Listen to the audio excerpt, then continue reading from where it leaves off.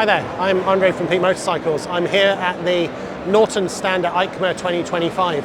You can probably see the new Norton logo just up there over my shoulder, so they are having a bit of a rebrand for their relaunch and rebirth. They are phasing out the V4 Super Sports and Cafe Racer models, and here they have 4 of the 6 new models they're launching for 2026 on display.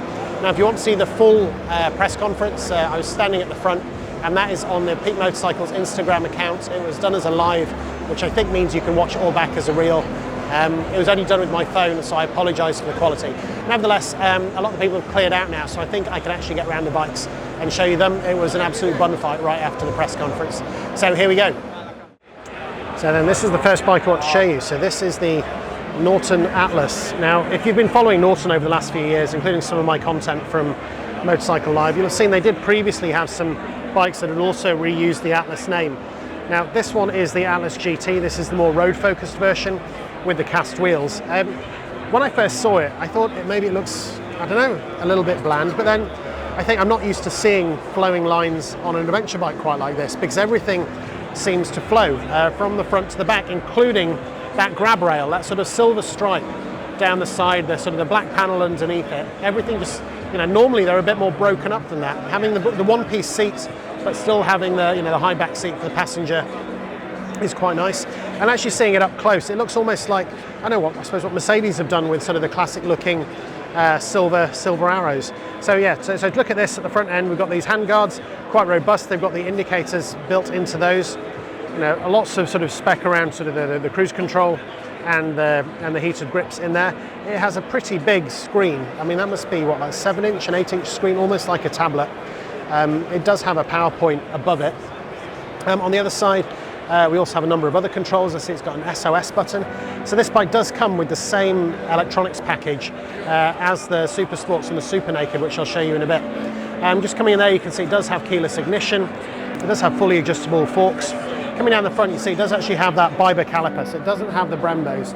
So that's maybe the first sign that even though it's an upside down front fork, it's not quite aiming at the same market as the last 2 bikes that I'm going to show you. It does have those 2 built-in spotlights into the fairing and just a really clean front end.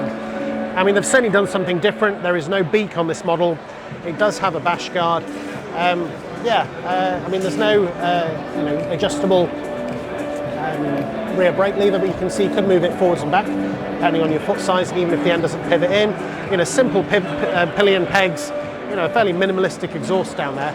But yeah, it's all, I mean, it is something a bit different, and it's nice to see Norton doing that. Here we have the regular Atlas, so not the Atlas GT. So same bike, more or less, but a few different things. So the first one is the wheels. So this one comes with these rim spoke tubeless wheels. It becomes pretty standard on bikes these days.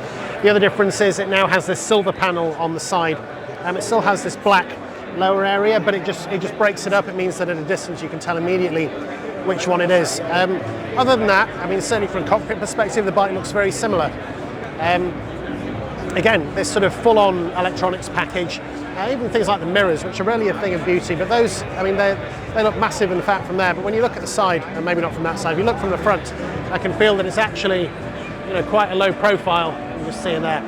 Otherwise, yeah, very similar to the GT, like I say, but with those spoke wheels.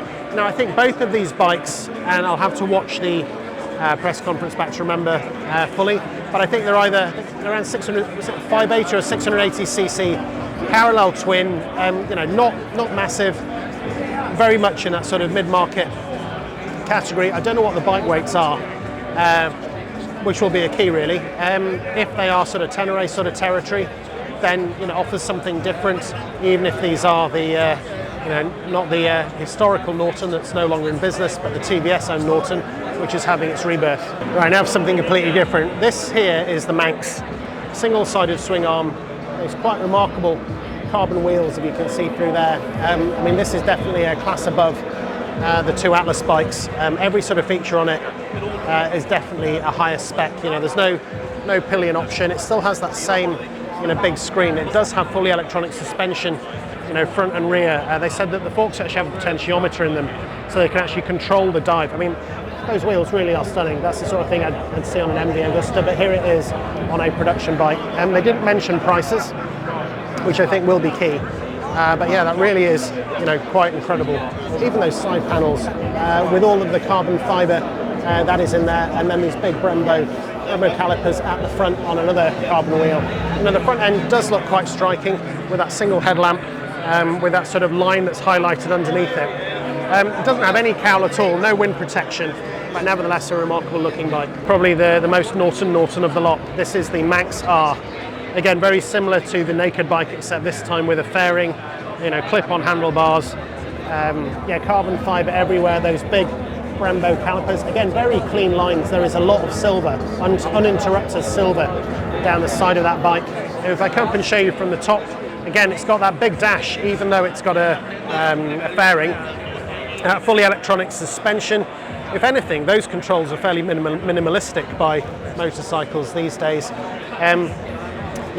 Same over on the other side, just the few key buttons. It's even got a little microphone button on one of those things on this bike that are voice controlled. The beautifully stitched seats. I suspect everything towards the back is the same as on the Manx, and those Pirelli Super Corsa tyres.